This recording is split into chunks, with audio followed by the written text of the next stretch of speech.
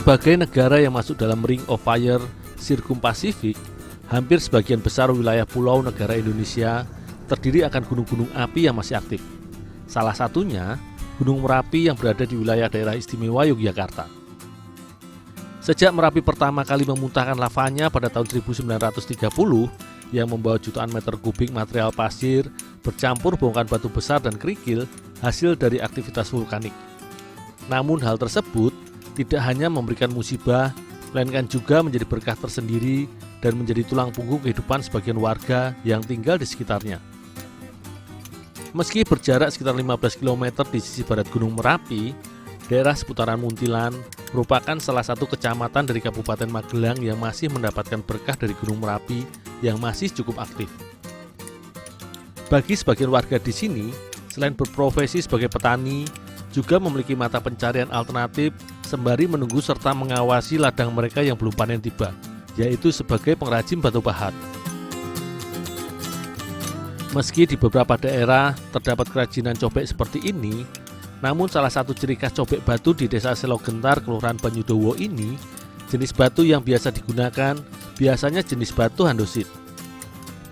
Batu ini sengaja dipilih sebagai bahan cobek karena sifatnya yang kokoh dan padat, serta memiliki tekstur yang kasar, tidak seperti batuan sungai yang cenderung licin ketika sudah diolah menjadi cobek.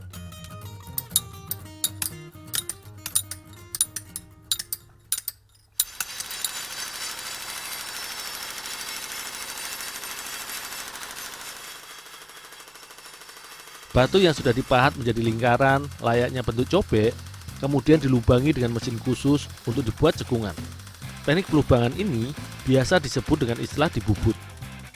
Berbeda dengan lumpang yang memiliki fungsi hampir sama, cekungan atau lubang cobek cenderung lebih dangkal. Cobek sendiri sebenarnya merupakan sebutan untuk mangkuk alas tumbukan batu yang berfungsi sebagai alat untuk menumbuk atau menggiling bahan-bahan olahan makanan hingga teksturnya lumat. Peralatan dapur yang terbuat dari batu ini sudah digunakan oleh manusia dalam pengolahan bahan makanan sejak masa lampau.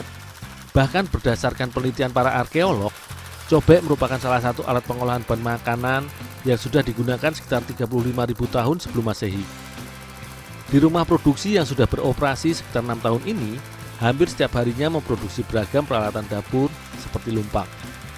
Cobek buatan rumah produksi yang sudah memiliki merek dagang Delia ini diproduksi dengan berbagai ukuran, mulai dari yang terkecil yaitu 12 cm hingga 30 cm.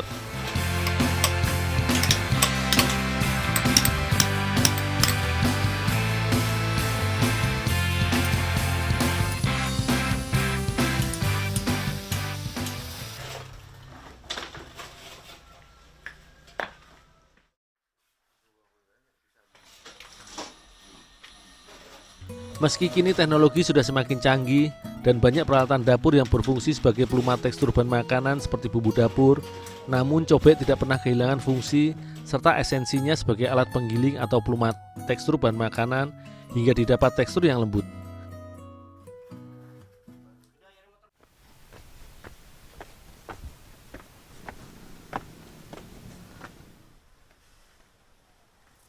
Mbak, ini cobek batunya, Mbak.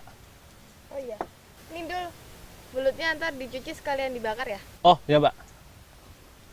Bagi masyarakat Indonesia, khususnya masyarakat Jawa, cobek atau ulekan atau juga sering disebut dengan muntu oleh sebagian orang ini merupakan peralatan dapur yang paling mantap serta paling fungsional dalam pembuatan sambal. Dari beragam jenis olahan sambal yang ada di Indonesia, salah satu sajian resep olahan sambal yang cukup dikenal serta banyak digemari oleh masyarakat Jawa adalah sambal pecak. Kali ini, aku akan bersama Mbak Ceta akan membuat salah satu resep olahan sambal pecak yang cukup khas di wilayah seputaran Jogja dan Gunung Kidul, yaitu sambal pecak belut.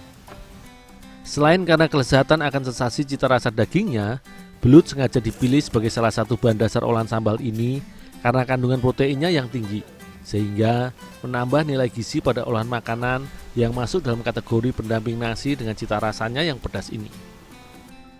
Untuk dijadikan sambal, belut yang sudah dicuci bersih kemudian ditusuk seperti dijadikan sate.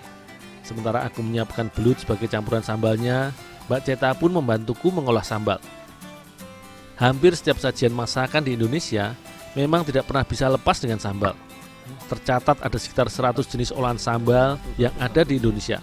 Salah satunya adalah sambal pecak ini. Sambal sendiri sebenarnya adalah semacam saus yang bahan utamanya adalah cabai yang dihaluskan atau dilumatkan agar sensasi pedasnya muncul. Selain cabai, biasanya sambal juga ditambahkan bahan lain seperti bawang putih atau jenis rempah lainnya.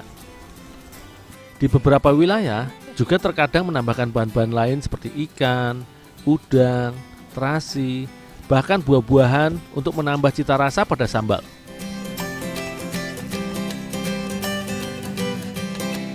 Sambal pecak sebenarnya merupakan jenis sambal yang menggunakan campuran bahan seperti ikan, tempe, tahu, terong, bahkan belut dalam adonannya.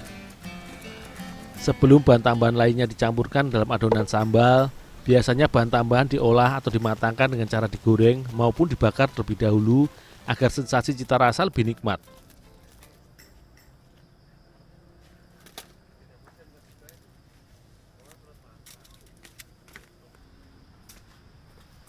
Untuk sambal pecak yang aku buat kali ini, belut aku matangkan dengan cara dibakar atau dipanggang.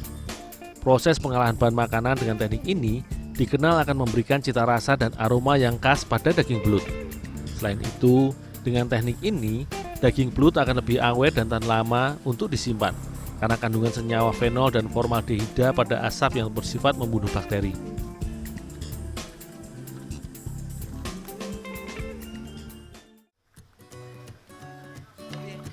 Meski sebagai menu pelengkap dan seringkali disajikan bersama sayur lalap, namun sambal seolah selalu menjadi bagian dari hidangan utama yang tersaji di setiap meja makan. Salah satunya sambal pecak ini. Belut atau bahan tambahan lainnya seperti tempe, tahu, atau ikan yang biasanya disajikan sebagai lauk utama dilumatkan atau dipecak bersama sambal dan langsung disajikan di atas cobek.